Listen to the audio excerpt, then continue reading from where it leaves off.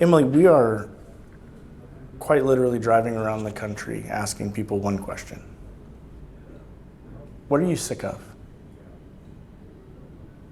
I'm sick of feeling ugly.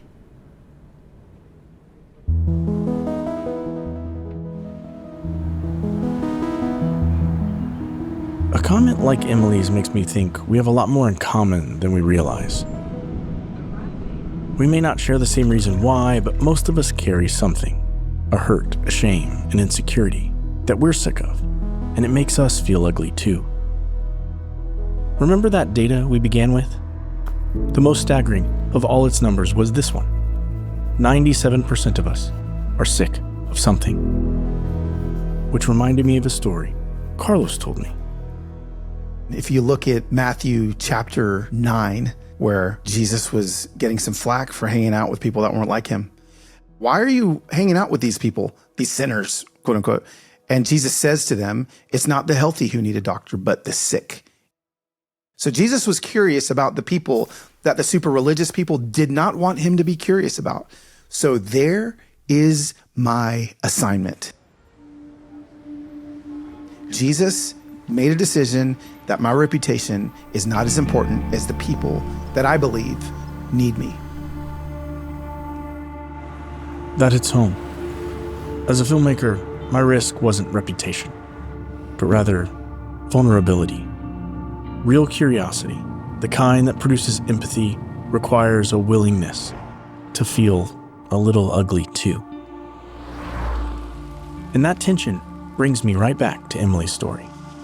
When she was young, others falsely defined beauty in a way she couldn't live up to. But maybe that's just how discontent works. So much of it seems to come from feeling caught in the tug of war between how others see us and discovering who we truly are. I was diagnosed with alopecia areata when I was 6 years old. I didn't have a lot of close people in my life. I was completely bald, had a wig, no eyebrows, no eyelashes, the whole 9 yards.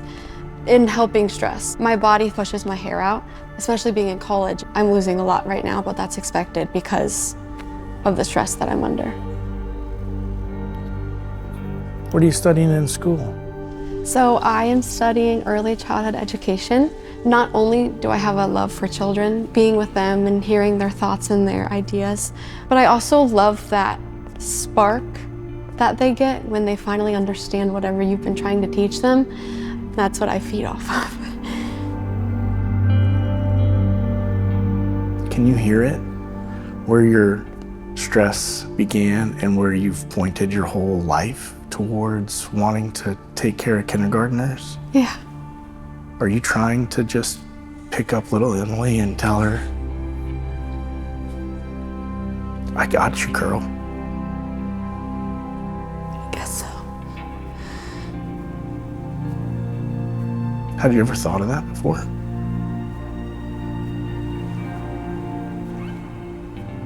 I think it makes a lot of sense. Oh, sorry. You have to notice something to be curious about, and that's how Jesus walked. You have to notice your own pain in order to get curious about it. You have to notice other people's pains, and I think that will lead us to the empathy that could heal our fractured world.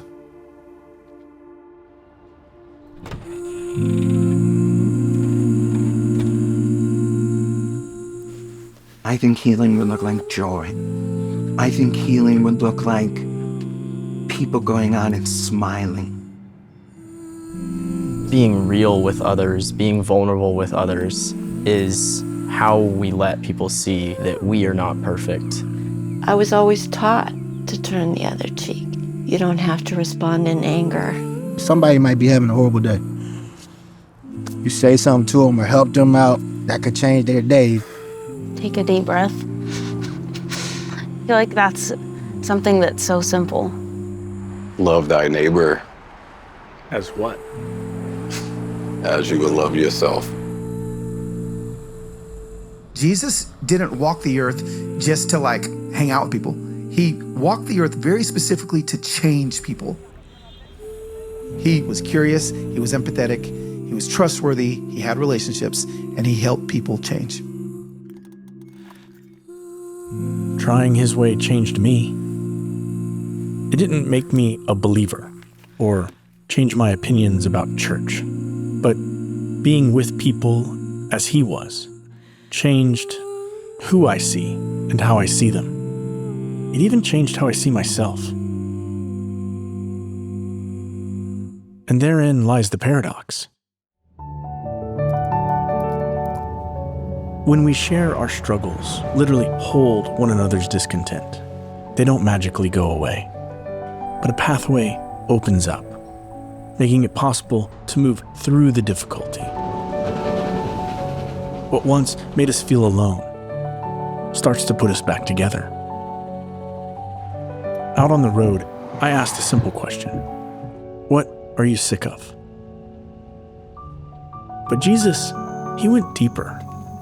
He once asked a man worn down by 38 years of discontent, do you want to be made well? So, I don't know. Do we?